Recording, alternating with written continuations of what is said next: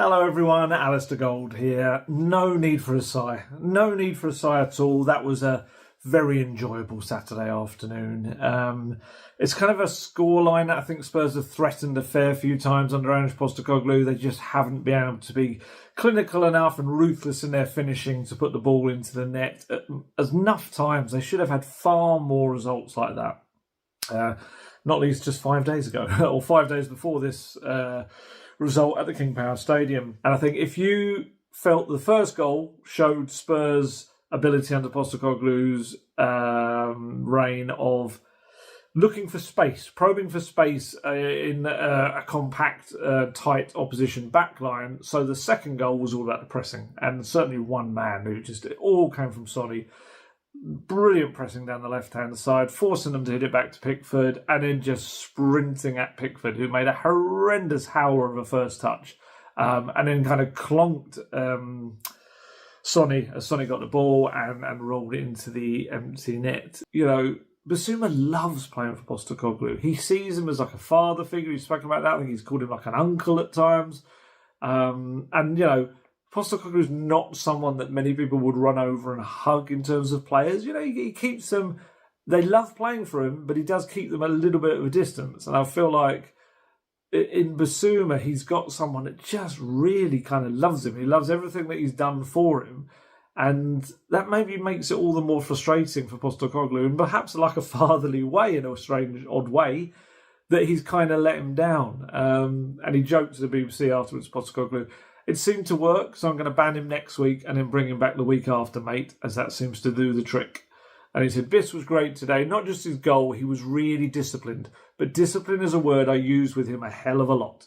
Hopefully he gets to the point where he understands how important it is, because we want to see the best of Biss playing for this football club. And that's the thing, isn't it? This is a kind of the problem for Bissouma is he's not 18. He's not 21. He's not even 25. He turns 28 on Friday. He really should be at a point in his career where he's absolutely settled, focused on his football, and that is the only thing that is like the driving factor for him, instead of all the superfluous, silly stuff outside it. You know, especially when you've got the ability he's got, there shouldn't be the silly distractions. You know, some players and people can have distractions of a much bigger kind and really difficult things to get over. But when it's the kind of things that interrupt Bissouma's flow, and obviously the most recent one with the nitrous oxide laughing gas, it's just like utterly pointless stuff that is of no benefit to him whatsoever. It can only serve to kind of slow him down and stunt his career. And yeah, it's the kind of stuff he just needs to chuck away, really, because he is popular around Spurs and the club, and he's like seen as this quite fun figure. But so is Son, and Son is the most ridiculously good example of a player for all of the others to look up to. The young players can look up to him. He's one of the best players in the world. He is in that kind of elite bracket. If you were to ask people about top Premier League players, Sonny's going to be one of them.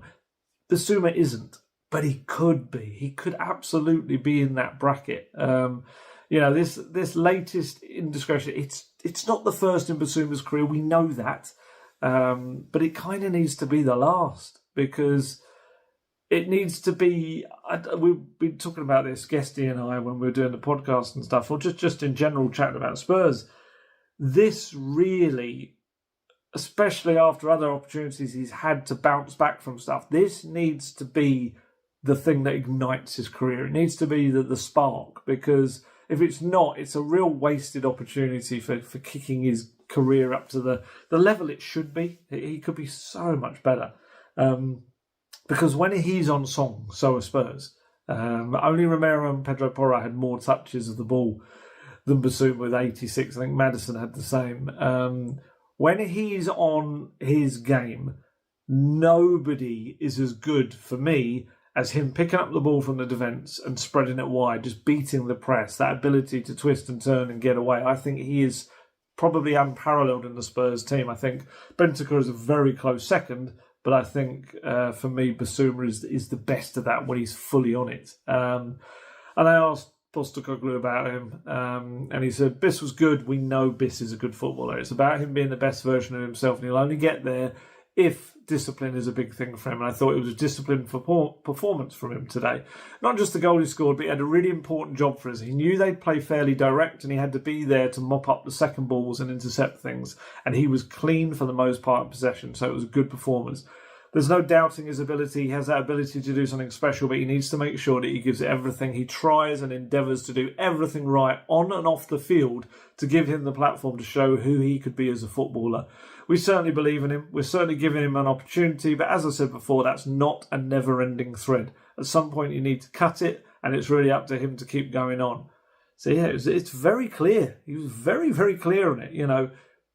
I kind of feels like this is a little bit last chance saloon, really, for Bissouma. That's kind of just the sense I got from his words, that there's only kind of so much rope you can give someone before they just kind of end up hanging themselves with it. And it's, you know, Postecoglou's always believed him and he's had his back, and there's obviously little bits and pieces behind the scenes that have not been perfect, but Postecoglou has maybe just kept saying, come on, you can do this. And then he goes and does something like that, and it kind of probably feels like he's been slapped in the face a little bit, Postecoglou. Sonny was asked about him. Sonny, you might remember, I think it was about Archie Gray and Lucas Berival that he said this before, but he's quite good on praising young players, Sonny, while also quite seriously saying, like, yeah, but you've got a long way to go, lad. You've got so much more to do. Don't get carried away with yourself. And he did this again when speaking about Audebert. He said he was very, very impressive. He's been training with the team maybe 3 or 4 times, maybe a little bit more, but you can see how much quality he has. And he understood how we want to play. And I was very, very pleased to see him on the left side going one-on-one and making a good impact. I mean, it's his first game. Let's not celebrate too much, you know. With the young players, we need to stay very humble. We also have to take care of these players. We can't let them celebrate that much after one game, because football has a long, long period and long season. So I'll also tell him I'm trying to help him, the young lads, because it's not everything, you know. One game is not everything. I hope he can continue the performance and keep the sharpness for a team. If he does, it will be very good. And today he was very, very impressive. But we have a long, long season ahead. I hope we can keep on performing like this all the way through the season. So yeah, I mean, look, if Audebert needs any inspiration, just look at Sonny. Sonny is the benchmark for me for any attacking player coming into Spurs. I've seen some people trying to claim he's on the decline, or he can't play up front, or he's not as good on the left anymore. You can guarantee that if ever anyone doubts Sonny, it makes them look a bit daft with his next game. He'll go and do something like he did on Saturday and just play a cracking game. He really was. I mean, he's scored a goal, as Postecoglou said, one as a left winger and one as a striker. So you can't argue, he's rubbish on the left or he's rubbish up front. No, he's not. He's not. He's an absolute top-class player. He's now got 248 goal involvements in 410 games, 164 goals and 84 assists. The man is a machine. And I quite liked it. Ben Haynes, the Spurs TV guy, asked Sonny after the game. He said, like, oh, you know, with that moment when he pressed and won the ball off Pickford and he had an open goal, he was like, do you ever get nervous when you're in front of an open goal like that? And he just kind of looked at it and went, Ben, I'm Sonny. And then is quickly added with a smile, I'm joking. But I just love that. I love that so much. He's 32 now, but he's not showing any signs of slowing down either. And not only in his game, but his actual pace. When you watch Van der Ven's run, watch Sonny alongside him. Sonny is keeping pace. And he had to score the goal. To kind of say that he's slower as well, but like, no. His work rate is phenomenal. I've got a quote coming where Postecoglou calls him the best presser at the club in those forward roles. And I mean, bearing in mind Van der Ven as well. It's like Klopp's is the fastest player in the Premier League, and Sonny's matching him over the course of 80 yards, whatever it was. And I think he'll be a really good kind of mentor to someone like Audebert. I think he just has to look at him. I think Audebert, from what I understand, is quite a quiet, young, unassuming lad who pays very close attention to what everyone's doing. And if he can do that to Sonny, hell of a player. And I think Postecoglou said this before. I think he said it on Friday as well in the pre-match press conference, that Sonny is the oldest outfield player at the club now. but he's the one that's most desperate to learn and improve still. And that says everything about the man. He is brilliant.